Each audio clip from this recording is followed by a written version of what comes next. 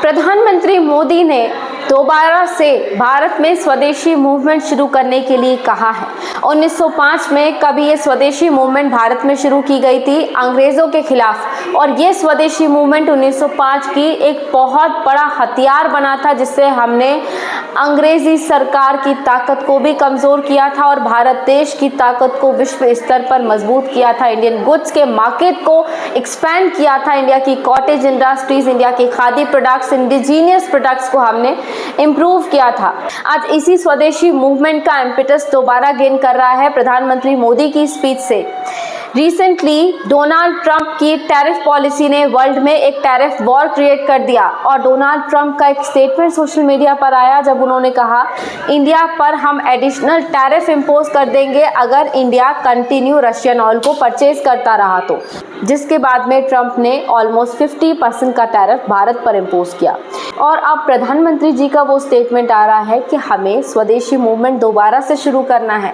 तो क्या थी वो 1905 की स्वदेशी मूवमेंट, और वो मूवमेंट जिसने स्वदेशी से लेकर स्वराज तक का सफ़र तय किया, और आज भी वो मूवमेंट चल रहा है। क्या है वो मूवमेंट, उस मूवमेंट को समझते हैं। 1905 में ब्रिटिश गवर्नमेंट ने एक टैक्टिक्स प्ले किया। ब्रिटिश गवर्नमेंट ने 1905 में बंगाल का पार्टीशन डिक्लेयर कर दिया, इस लाइंस पर कि बंगाल बहुत बड़ा है, हम उसे एडमिनिस्टर नहीं कर पा रहे, और इतने बड़े बंगाल को एडमिनिस्टर करने में इशू क्रिएट होता है, इसलिए बंगाल को पार्टीशन कर दिया जाए ताकि जो बंगाली स्पीकिंग पॉपुलेशन है वो अलग की जा सके जो मुस्लिम पॉपुलेशन है उससे।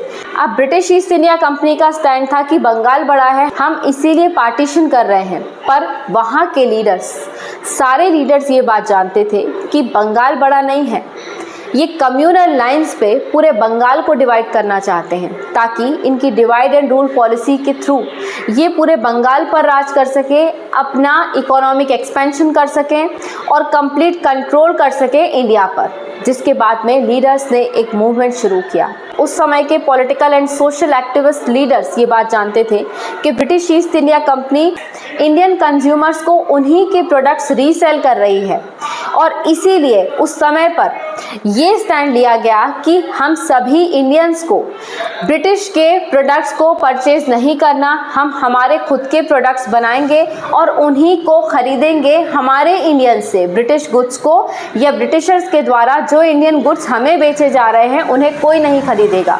इसका नाम रखा गया स्वदेशी मूवमेंट। ये जो स्वदेशी मूवमेंट है ये एक ऐसी मूवमेंट थी जिसने economic revivalism, cultural revivalism, political strength, self reliance, इन सभी को प्रमोट किया था। इसने हमारी हेल्प की कि हम हमारे देश की अर्थव्यवस्था को इम्प्रूव कर सकें और अपने इंडिजीनियस प्रोडक्ट्स एंड गुड्स पर विश्वास रख के उनकी मार्केट वैल्यू एनहांस करें। जिसके बाद में ये स्वदेशी मूवमेंट धीरे धीरे बढ़ने लगा। शुरुआत में स्वदेशी मूवमेंट बंगाल से शुरू हुआ और धीरे धीरे ये मूवमेंट बॉम्बे, मद्रास और कलकत्ता जैसी प्रोविंसेस तक फैला। बॉम्बे में बाल गंगाधर तिलक इसके बहुत बड़े लीडर थे और उन्होंने इस स्वदेशी मूवमेंट के लिए काफ़ी काम किया। उन्होंने पूरे इंडिया के अक्रॉस इस स्वदेशी मूवमेंट को फैलाया था ताकि भारत का गर्व, हमारे इंडिजीनियस प्रोडक्ट्स, हमारे इंडिजीनियस गुड्स इंटरनेशनल लेवल तक अपनी मार्केट वैल्यू गेन करें और इंटरनेशनल लेवल पर उसे एक्सपोर्ट करें। जिसके बाद में इस मूवमेंट को, जो कि पॉलिटिकल एंड सोशल लीडर्स ने स्टार्ट किया था, इस मूवमेंट को कई सारे लोगों ने ज्वाइन किया। अलग अलग वर्ग के लोगों ने इसे ज्वाइन किया।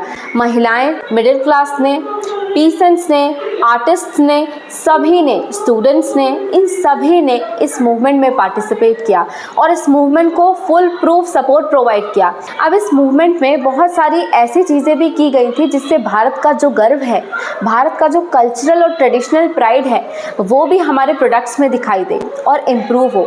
जैसे कि गणपति फेस्टिवल को बाल गंगाधर तिलक ने सेलिब्रेट करवाया। इसके अलावा स्वदेशी मूवमेंट जब बंगाल में चल रही थी तो वहाँ पर लोग अपने घरों के बाहर निकले, लोगों ने वंदे मातरम गाया। और तो और आंध्र प्रदेश में इस स्वदेशी मूवमेंट का नाम वंदे मातरम मूवमेंट भी रखा गया था। ये स्वदेशी मूवमेंट का एम यही था कि हमें ब्रिटिशर्स को हमारे ऊपर इकोनॉमिकली दबाव नहीं बनाने देना और ब्रिटिशर्स को हमारी इंडिजीनियस पावर बतानी है कि इंडिया की मार्केट वैल्यू किसी भी और देश के टक्कर की या उससे भी ज़्यादा हो सकती है। और ये जो स्वदेशी मूवमेंट है ये चलता रहा। ब्रिटिश ईस्ट इंडिया कंपनी की इकोनॉमिक स्ट्रेंथ को इस स्वदेशी मूवमेंट ने बहुत बुरी तरीके से तोड़ा था और भारत को एक बहुत बड़ा इम्पेटस दिया था इकोनॉमिक लेवल पर, जिसके बाद में स्वदेशी मूवमेंट से स्वराज तक का सफ़र तय हुआ। और ये स्वदेशी मूवमेंट आज भी कहीं ना कहीं लोगों के दिलों में है, चल रहा है। और अब इसी स्वदेशी मूवमेंट को प्रधानमंत्री मोदी जी ने ट्रंप की धमकी के बाद में लॉन्च करने के लिए कहा है दोबारा से।